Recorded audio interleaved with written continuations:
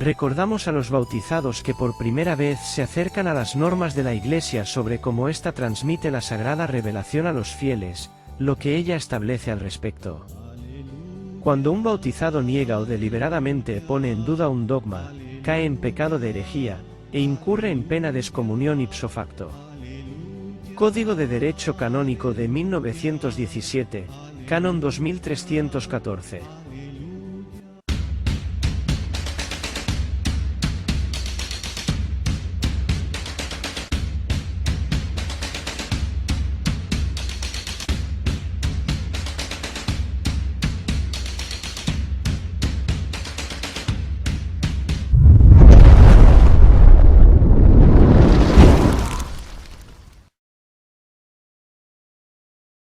Vamos a establecer lo que la Iglesia nos enseña sobre las maneras de transmisión de la verdad revelada, y sobre cuál debe ser nuestra actitud de corazón y de palabra, adhiriendo sinceramente a todas las verdades propuestas por la Iglesia a los bautizados, para ser creídas, mediante su magisterio auténtico y autoritativo, sea en forma extraordinaria, o en forma ordinaria.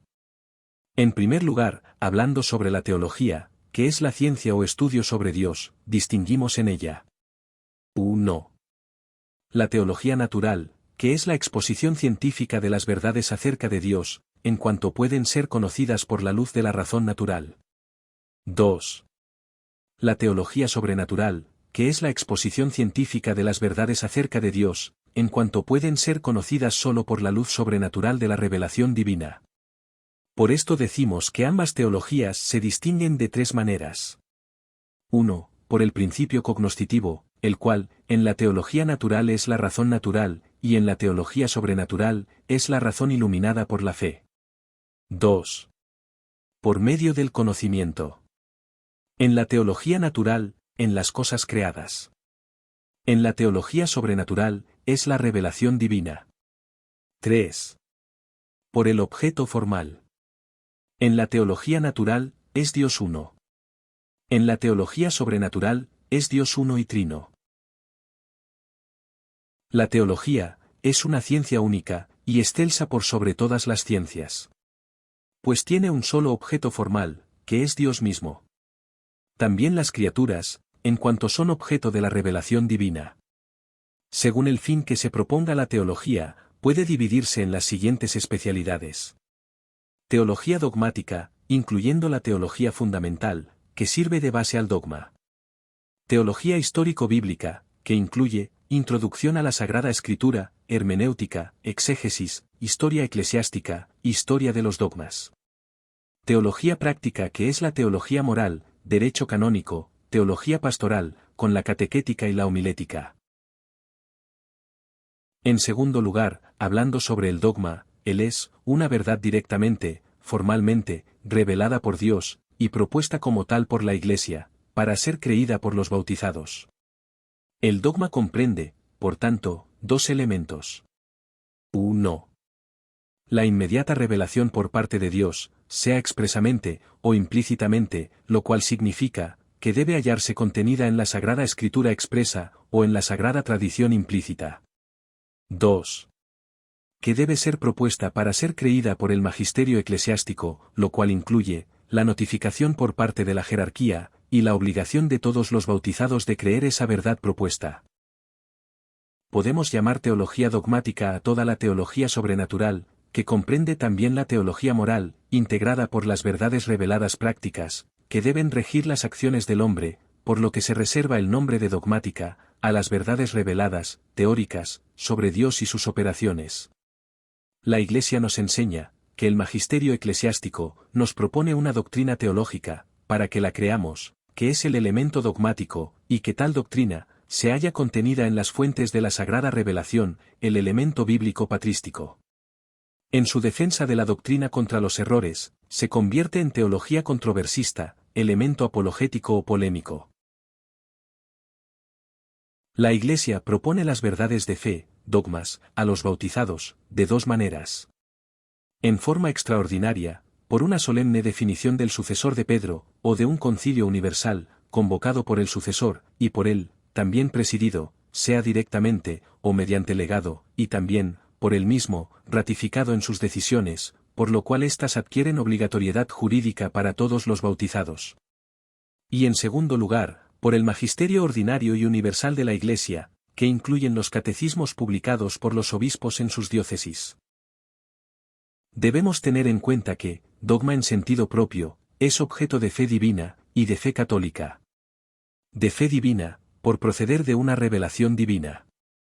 Y de fe católica, por ser propuesto por el magisterio infalible de la Iglesia. El cual reside, como ya se ha dicho en vídeos anteriores, en Pedro, su cabeza visible, y por él, es comunicado a los miembros de la jerarquía, que creen y obran en comunión con Pedro. Por eso, cuando afirmamos, que la Iglesia es infalible, ella lo es en razón de su cabeza visible, el legítimo sucesor de Pedro, sujeto infalible, pues toda doctrina que la Iglesia enseña en su magisterio auténtico, hasta Pío XII, ha sido confirmada siempre por algún legítimo sucesor.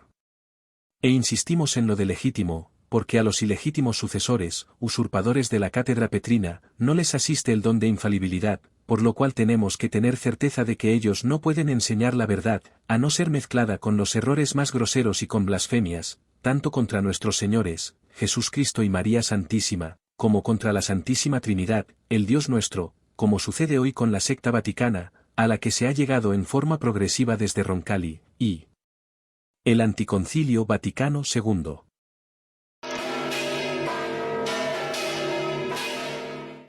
En ese sentido, el de mantener la doctrina recibida, el Concilio Vaticano, bajo Pío IX, nos enseña que los romanos pontífices, por su parte, según lo persuadía la condición de los tiempos y de las circunstancias, sea por la convocación de concilios universales, o explorando el sentir de la Iglesia, dispersa por el orbe, sea por sínodos particulares, sea empleando otros medios que la divina providencia deparaba, definieron, que habían de mantenerse aquellas cosas que, con la ayuda de Dios, es decir el don de infalibilidad, habían reconocido ser conformes a las Sagradas Escrituras, y a las tradiciones apostólicas, pues, no fue prometido a los sucesores de Pedro el Espíritu Santo, para que por revelación suya, manifestaran una nueva doctrina. Y sí, para que, con su asistencia, santamente custodiaran, y fielmente expusieran, la revelación transmitida por los apóstoles, es decir, el depósito de la fe. Nueva doctrina, decimos hoy, como sucede desde Roncalli hasta el presente. No debe olvidarse, entonces, que, sujeto del magisterio infalible, lo es sólo el legítimo sucesor de Pedro, sin tener que pedir el consentimiento de la Iglesia, para ninguna de sus decisiones, sean doctrinarias o disciplinares. Las definiciones del Romano Pontífice, enseña el Concilio Vaticano, son irreformables por sí mismas, y no por el consentimiento de la Iglesia. Son infalibles también, los concilios ecuménicos en comunión con el legítimo sucesor de Pedro, es decir, siendo por él convocados, y presididos, como se dijo, personal o mediante legado. Y además, también, por él, confirmadas sus decisiones. Todo lo cual les otorga obligatoriedad jurídica para todos los bautizados. Es infalible la Iglesia dispersa por el mundo, enseñando en comunión con el legítimo sucesor de Pedro. Deben creerse con fe divina y católica, manda el Concilio Vaticano, todas aquellas cosas que se contienen en la palabra de Dios, escrita o tradicional, y que son propuestas por la Iglesia, para ser creídas como divinamente reveladas, sea por solemne juicio, sea por su ordinario y universal magisterio. Debemos considerar que no son infalibles. Primero, los concilios particulares y los nacionales. A este respecto, la Iglesia condenó la proposición que dice que una definición de un concilio nacional no admite ulterior discusión. Esto fue condenado por Pío IX mediante la bula Ad Apostolice, del 22 de agosto de 1851.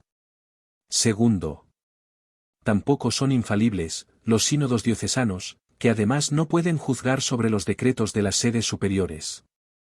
Tercero, en el caso de los obispos, como sujeto particular, siendo verdaderos maestros y doctores de los fieles a él encomendados, bajo la autoridad del Romano Pontífice, tampoco es infalible su magisterio. En ese sentido, la Iglesia condenó la doctrina del Sínodo de Pistoia, en Toscana, Italia, mediante la Constitución dogmática Auctorem Fidei, del 28 de agosto de 1794, por Pío VI. Una de las proposiciones, la número 6, fue condenada con estas palabras. La doctrina del sínodo, por la que profesa estar persuadido, de que el obispo recibió de Cristo todos los derechos necesarios para el buen régimen de su diócesis, como si, para el buen régimen de cada diócesis, no fueran necesarias las ordenaciones superiores, que miran a la fe y a las costumbres, o la disciplina general, cuyo derecho reside en los sumos pontífices, y en los concilios universales para toda la Iglesia, es cismática, y por lo menos errónea. Denzinger 1506. Cuarto. Los presbíteros, aunque estén congregados en un sínodo. La doctrina, escribe Pío VI, por la que los párrocos, u otros sacerdotes, congregados en el sínodo, se proclaman, juntamente con el obispo, jueces de la fe, y a la vez, se insinúa, que el juicio en las causas de la fe, les compete por derecho propio, recibido también por la ordenación, es falsa, temeraria, subversiva del orden jerárquico, cercena la firmeza de las definiciones y juicios dogmáticos de la Iglesia, y es, por lo menos, errónea. Y quinto, los seglares. La doctrina celeste, declara León XIII, jamás fue abandonada al arbitrio e ingenio de los particulares, sino que, enseñada al principio por Jesucristo, fue luego, separadamente encomendada al magisterio. Encíclica, Satis Cognitum, del 29 de junio de 1896. Recordemos que dice el Código de Derecho Canónico de 1917, el cual permanece vigente, texto con el que abrimos todos nuestros vídeos. Cuando un bautizado niega, o deliberadamente pone en duda un dogma, cae en pecado de herejía, e incurre ipso facto, en pena de excomunión. Canon 2314. La pena ipso facto, es decir, por el mismo hecho, se aplica automáticamente al hecho, por lo cual, no necesita de alguna posterior declaración de la autoridad de la Iglesia para confirmar dicha excomunión.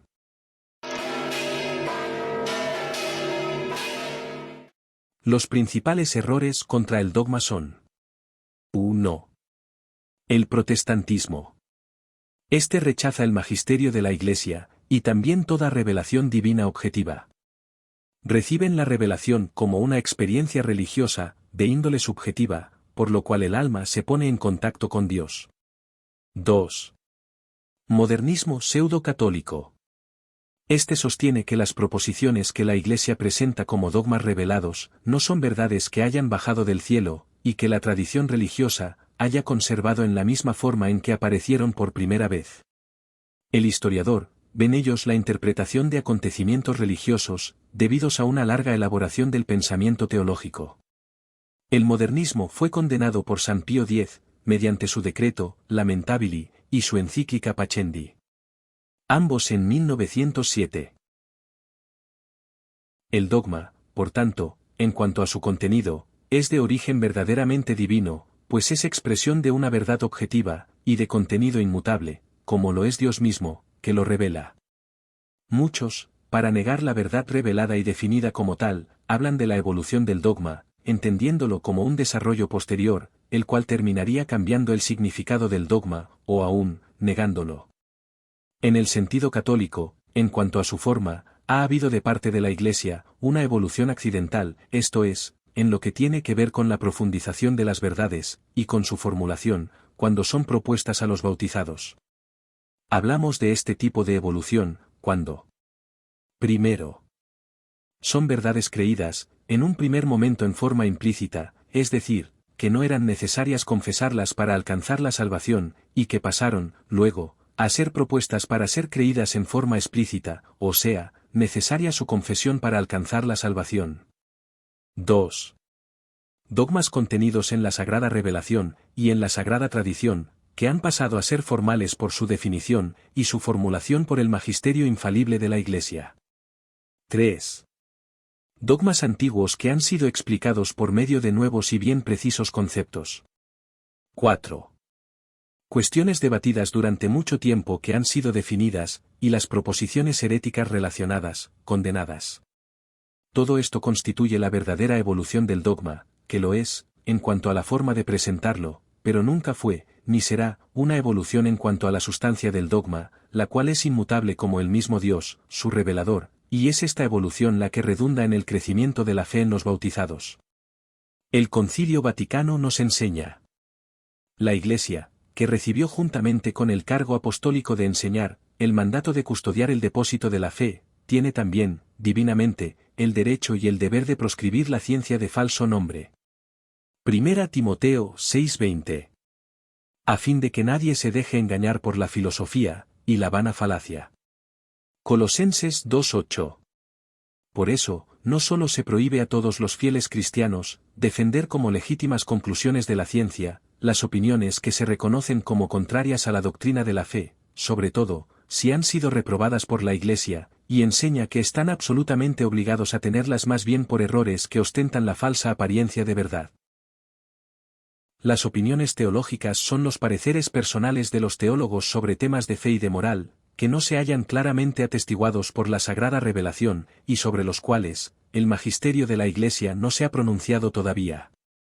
La autoridad de dichas opiniones, depende del peso de sus razones, que depende, a su vez, de su conexión con la doctrina revelada, y de la actitud de la Iglesia delante de esas opiniones.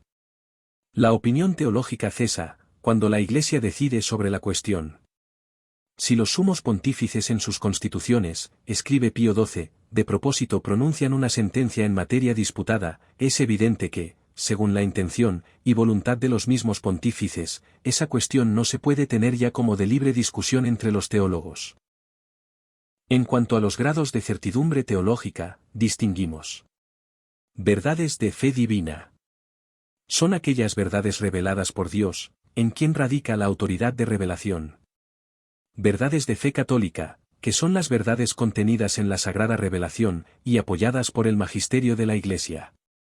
Verdades de fe definidas, que son las verdades propuestas por un legítimo sucesor de Pedro, o por un concilio universal por el sucesor legítimo convocado y presidido, y sus resoluciones, por él, aprobadas. Verdades de fe eclesiástica, que son aquellas verdades católicas, o doctrinas eclesiásticas, sobre las que el magisterio ha dado su fallo en forma definitiva, las cuales deben ser admitidas por todos los bautizados con asentimiento de fe, la cual, se apoya únicamente en la autoridad de la Iglesia. La certidumbre de estas verdades es infalible como la de los dogmas propiamente dichos. Estos grados son los que nos interesa, pues son los que ponemos en práctica a diario, en toda la lectura de la Escritura, o de documentos de la Iglesia. Los grados que siguen a estos, van solo a tenor informativo, pues normalmente son utilizados por censores eclesiásticos. Estos grados son: verdad próxima a la fe. Sentencia teológicamente cierta o perteneciente a la fe. Y sentencia común. Siguen a estos, las opiniones teológicas de menor grado de certeza.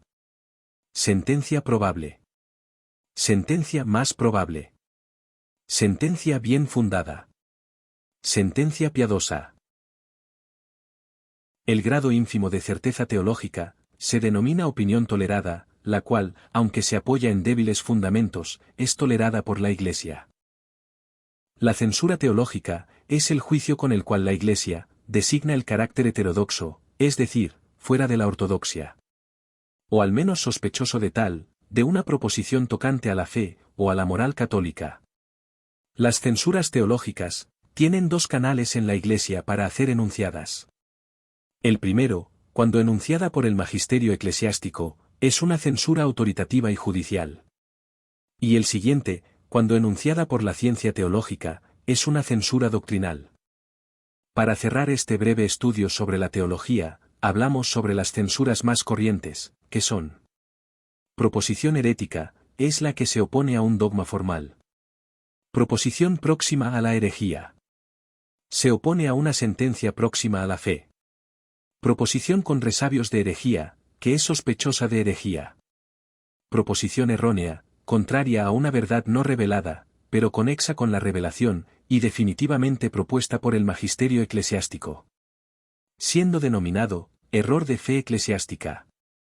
Y cuando contraría a una doctrina reconocida generalmente como cierta por los teólogos, se denomina error teológico. Las censuras que siguen a estas, baste nombrarlas, pues son usadas por los especialistas del área, aunque en nuestros días, hay algunos que, sin tener estudio teológico suficiente, como para comprender mínimamente el contenido de documentos de la Iglesia, igualmente los analizan, atreviéndose a censurarlos públicamente. Pero vamos a los grados inferiores de censura, con la advertencia de que existe mayor cantidad de grados que la que aquí presentamos, pues también depende de la escuela que siga el equipo de censores. Los grados inferiores son: proposición falsa, proposición temeraria, proposición ofensiva a los piadosos oídos, proposición malsonante, proposición capciosa, proposición escandalosa. Según la forma de aplicación de la censura, distinguimos la censura especial, determinada a una sentencia concreta. La condenación global reprueba una serie de sentencias con diversas censuras. Hasta aquí, hemos repasado o aprendido, según sea el caso, estos fundamentos de teología que todo católico debería saber, pues nos va en ello la salvación de cada uno, tal como enseña San Pablo en el Espíritu Santo, cuando escribe: cada uno de nosotros dará cuenta a Dios de sí mismo. Romanos 14:12. Sea todo, para la mayor gloria de Dios. Viva el Inmaculado Corazón de María.